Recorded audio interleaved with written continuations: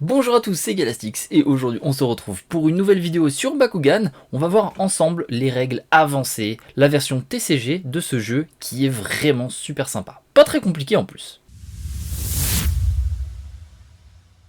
Pour la version avancée de Bakugan, vous avez vu, il y a des cartes au dos noir qu'on a l'habitude de voir habituellement, ce sont vos cartes personnages, mais vous avez aussi d'autres cartes que vous avez certainement déjà vues ailleurs, les cartes au dos orange. Il vous faut un deck, donc un paquet de cartes, constitué de 40 cartes au total, ni plus ni moins.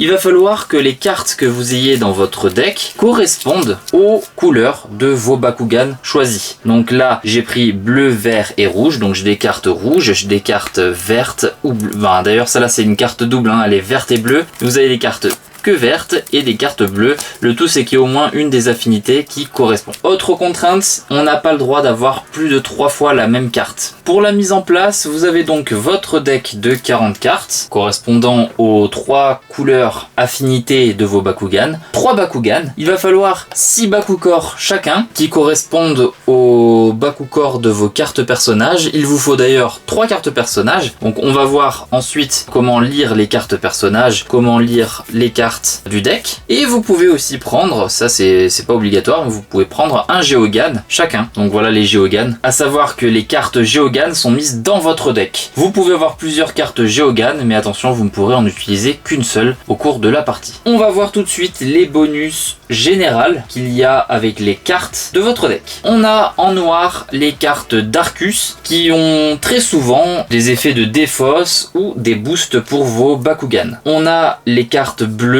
Aquos qui la plupart du temps aident pour le contrôle du jeu. Ensuite on a les cartes vertes Ventus qui elles donnent un gain d'énergie ou ont des effets puissants. Nous avons ensuite les cartes Pyrrhus en rouge qui donnent un bonus de puissance. Puis on a les cartes Aos en blanc qui elles donnent un bonus de défense pour la plupart du temps. Et en or on a les cartes Aurelius qui sont très rares. Il y a très peu de cartes en or. Et elles, ce sont souvent des évolutions. Là, on peut voir c'est un Bakugir, donc un équipement. Et il y a aussi les Geogan. Maintenant, on va voir les bonus possibles avec les Bakukor. Les Bakukor points modifie généralement l'indice de dégâts. Le point enflammé, lui, il augmente beaucoup l'indice de dégâts et ça donne des effets spéciaux. Le bouclier, qui lui modifie principalement la puissance B. Le bouclier magique, qui augmente beaucoup la puissance B et ajoute des effets en plus. Et enfin, on a le symbole Helix qui modifie un petit peu tout. Alors pour la table de jeu, normalement en dessous des cartes personnages, il y a la zone d'énergie. Alors là on manque cruellement de place parce qu'il faut que tout rentre dans le champ de la caméra. Donc on va organiser un petit peu différemment. Donc normalement voilà, on a notre deck, les cartes personnages, la zone d'énergie et puis à côté du deck il y a la défausse. On va voir comment lire une carte personnage. Donc là on a en fait la faction de notre carte, notre Bakugan. Donc là c'est la faction Aquos. Il s'appelle Harperion. Ici, on a les Bakukor associés, c'est-à-dire que dans les Bakukor, il va falloir choper un bouclier magique et un point. Donc là, c'est le cas. J'en ai pris 2 qui vont avec Harperion. Ensuite, ici, on a sa puissance B qui correspond à l'attaque du Bakugan. Ici, on a l'indice de dégâts. C'est le nombre de dégâts que va recevoir votre adversaire. Ici, on a les effets éventuels de votre Bakugan. On va maintenant prendre une carte du deck, une carte Ventus, parce que là, on peut le voir à la faction ici. C'est une carte Ventus. Contrairement aux cartes personnages où c'est en haut à gauche, là ça se retrouve ici. Là on a l'effet de votre carte. Ici on a le nom qui est souvent en plusieurs langues. Et ici on a le coût en énergie. Au verso, on a ici, on voit, ça compte comme une énergie. Donc ça veut dire qu'il suffit de mettre la carte face cachée pour pouvoir la compter comme une énergie. On passe maintenant au vif du sujet, les règles avancées de Bakugan. On a les 6 Bakukor qui correspondent aux cartes personnages des Bakugan qu'on a choisis. On a les 3 cartes personnages. On a 3 Bakugan chacun. On a un Geogan en plus et on a nos 40 cartes dans le deck, donc le paquet de cartes. On va donc pouvoir commencer la partie. À tour de rôle, on va poser un Bakugor sur la matrice. On est obligé de mettre au moins un côté adjacent à un autre Bakugor, que ce soit le nôtre ou celui de l'adversaire. Une fois ceci fait, chaque joueur pioche 5 cartes. Et maintenant, on commence par les phases. Donc, en premier, on a la phase de pioche. Il faudra à chaque tour commencer par piocher une carte. Ensuite, on a la phase d'énergie. On choisit une carte de notre main et on prend une carte qu'on met en énergie. La mettre en énergie, il suffit de la mettre face cachée et on la met normalement en dessous des cartes personnages. Là, par manque de place, je vais devoir mettre les cartes énergie ici. On s'en souviendra. Ensuite, l'adversaire fait la même chose. Il choisit une carte qu'il met en énergie. Ouais, il va la mettre là. À savoir que cette phase n'est pas obligatoire. On n'est pas obligé de mettre une énergie à chaque tour. Ensuite, il y a la phase de lancer. On choisit un Bakugan au hasard et on fait 3, 2, 1 Bakugan au combat. On fait rouler nos Bakugan. Si aucun Bakugan ne s'est ouvert, là c'est le cas, eh bien il va falloir relancer. Donc chacun récupère son Bakugan et on relance. 3, 2, 1 Bakugan au combat. Un Bakugan s'est ouvert. Dans ce cas-là, si un Bakugan s'est ouvert, son lanceur retourne la carte personnage et pose son Bakugan ouvert dessus avec le Bakugor. Donc là, il a utilisé ce Bakugan. Il retourne donc la carte de son personnage, il prend son Bakugan avec le ou les Bakugor qui sont accrochés dessus et il pose son Bakugor sur sa carte personnage. Il est déclaré vainqueur de cette manche et le perdant reprend son Bakugan, il le pose dans sa réserve et il pourra le réutiliser n'importe quand au prochain tour. On rechoisit un autre Bakugan ou le même. 3, 2, 1 Bakugan au combat. Donc là, on part du principe que les deux se sont ouverts. J'ai dû relancer parce que c'est difficile d'ouvrir les deux en même temps pour une personne. Il y a combat. Chacun retourne la carte personnage du Bakugan qu'il a choisi. Donc je retourne ma carte, l'adversaire retourne sa carte et on combine la puissance B de sa carte personnage avec celle du Bakugor. Je rappelle, la puissance B, on la voit ici. Donc j'ai 600. Mon adversaire, en puissance B, il a ici 200. On prend notre Bakugan avec le Bakugor. Là, on voit que j'ai plus 5 en indice de dégâts, donc ça ne sert pas pour tout de suite. Et mon adversaire a plus 150 B et plus 1 en indice de dégâts. Il monte donc à 350 en puissance B, alors que moi, j'ai quand même 600 en puissance B. Pour l'instant, c'est moi qui l'emporte. Quand un joueur a une puissance B supérieure à la puissance B de l'adversaire, voici ce qu'on fait. Le joueur qui a perdu repose son Bakugor sur le terrain. Il referme son Bakugan et il le replace à côté pour pouvoir le réutiliser plus tard. Il retourne sa carte personnage, face cachée, et je regarde ici mon indice de dégâts, ici 5, plus celle du Bakugor, donc plus 5, ça fait un indice de dégâts de 10, et il va falloir retirer 10 points de vie à l'adversaire. Alors vous l'aurez compris, les points de vie, c'est le deck de l'adversaire, ou mon deck, si c'est l'adversaire qui m'attaque. Donc je vais devoir retirer 10 cartes du paquet de jeu de l'adversaire. Une.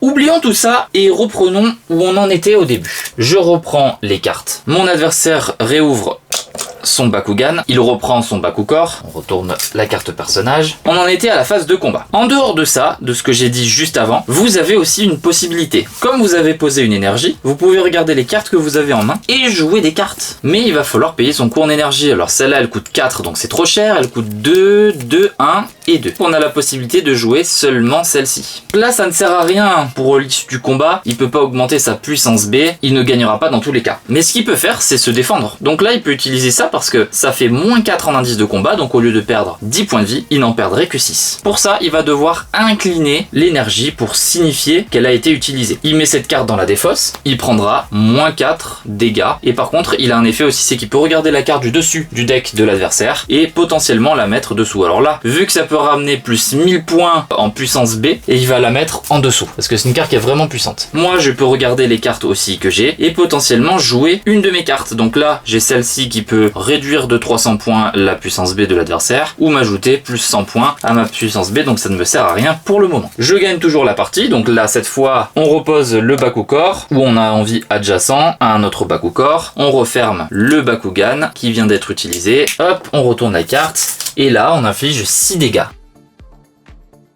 Enfin, en cas d'égalité, admettons que j'aurais 600 points puissance B et mon adversaire aurait 600 en puissance B aussi. Et que avec tous les bonus, on arrive à 200 chacun de plus. Donc on a 800 en puissance B chacun. Dans ces cas-là, pour nous départager, il va falloir piocher une carte, la retourner, comparer le coût en énergie. Et là, on peut voir que l'adversaire a 4 en coût d'énergie alors que j'ai que 1.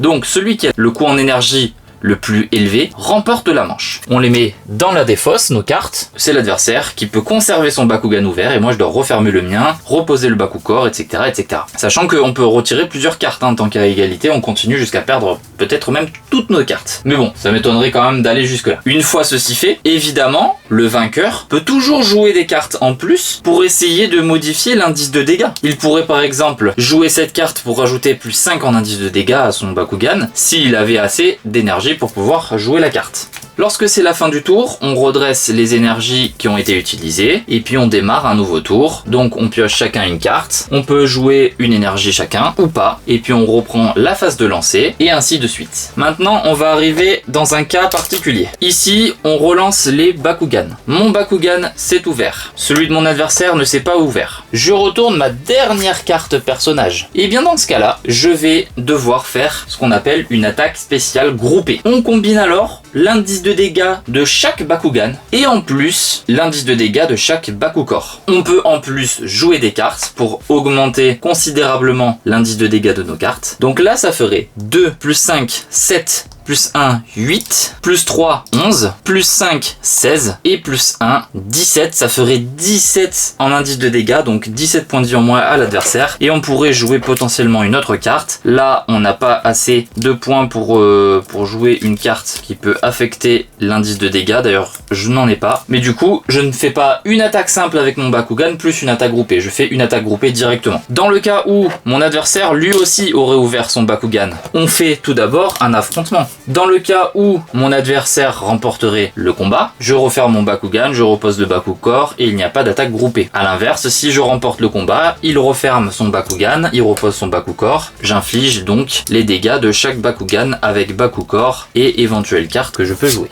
Dans tout ça, on a des cartes flip. Alors, les cartes flip. Admettons que mon adversaire m'inflige 6 dégâts. Je retourne mes cartes. 2, 3, 4. Ah, j'ai une carte flip. Réversible, aussi c'est dans une autre langue. Mais quand c'est en anglais, c'est marqué flip. Là, il y a marqué stop Ventus. C'est-à-dire que si c'est un Bakugan Ventus qui m'attaque, ça arrête les dégâts. Au lieu de m'infliger 6, il m'aurait infligé que 4, sachant que la carte coûte 0. Il y a des cartes flip qui ont des effets complètement différents. On va prendre par exemple cette carte flip, là c'est marqué flip. Il va falloir payer son coût en énergie qui est de 4, donc on incline nos 4 énergies. Si on n'a pas assez d'énergie, la carte elle est tout simplement défaussée et ça ne fait rien. Et là, on perdra des points de vie après, mais par contre, on peut faire une attaque Pyrrhus pour 4 en indice de dégâts. Donc je perds des dégâts, mais mon adversaire aussi va pouvoir perdre des dégâts. Alors que quand il y a marqué le symbole stop, on arrête les dégâts, on l'a bien compris. Pour remporter la partie, il faut que l'adversaire tombe à 0 carte. Par exemple, là il me reste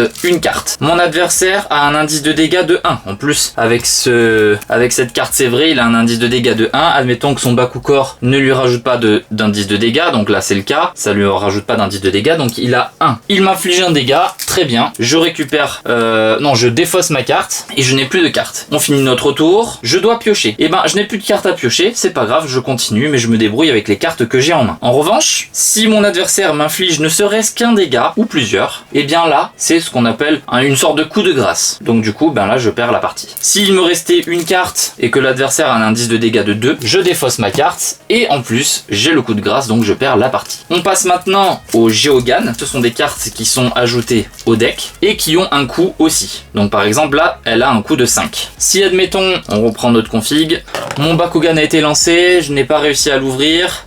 Mon adversaire, lui, a réussi à ouvrir son Bakugan. Et normalement, c'est lui qui remporte la manche et j'ai perdu. Mais moi, comme j'ai 5 en énergie, je vais pouvoir utiliser ma carte Geoghan Insectra. J'engage mes 5 énergies, donc je les tourne. Je pose ma carte Geoghan. Et là, le Geoghan a un effet spécial. C'est qu'il peut voler un Bakugor à l'ennemi. Tu vas prendre par exemple le bouclier. On le pose ici. Il va falloir, à hauteur d'une carte, lancer le Geoghan. Donc là, on est au-dessus du Bakugor, à hauteur d'une carte. On repère où est l'élément. Et là, hop, on lance et il faut qu'il s'ouvre. Il s'est ouvert, c'est parfait. S'il ne s'était pas ouvert, pour X ou Y raison, par exemple, il y en a, ils sont en forme d'œuf, en forme de pyramide, ils vont pas forcément s'ouvrir. Mais si, admettons, il ne s'est pas ouvert, dans ce cas-là, je récupère le Bakugor et je le mets de mon côté. On l'aura compris, ça aide pour les attaques groupées. Maintenant, s'il s'est ouvert, là c'est le cas, je vais pouvoir, au lieu de perdre, combattre avec mon Geoghan contre sa carte Bakugan. Donc là, lui, il a 300 en puissance B. Moi, j'ai 2000 en puissance B, donc c'est juste énorme. Donc là, même s'il joue des cartes, il y a peu de chances qu'il batte mon Geoghan. Dans ces cas-là, qu'est-ce que je fais? Je vais pouvoir défausser ma carte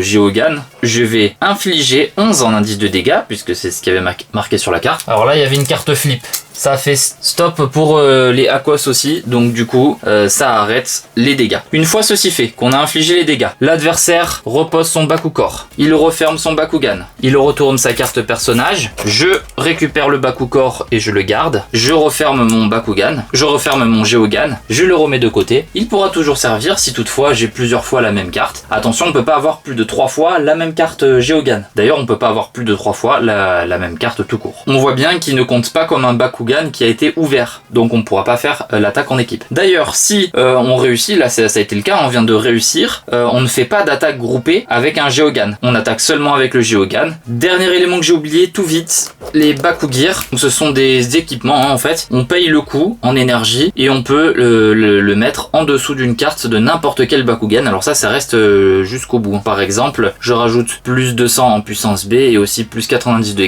dégâts avec, là c'est le logo comme quoi c'est un Bakugir. Et ensuite, on a un effet, plus 4, c'est les cartes flip de l'adversaire coûtent plus d'énergie. Donc là, ça coûte plus 4 en énergie. Donc je peux le mettre par exemple sous ce Bakugan si j'étais en combat maintenant. C'est la fin de cette vidéo, j'espère que ça vous a plu et comme d'habitude, n'hésitez pas si vous avez des questions, vous les posez dans les commentaires et j'y répondrai dès que possible. Sur ce, je vous dis à la prochaine, ciao ciao.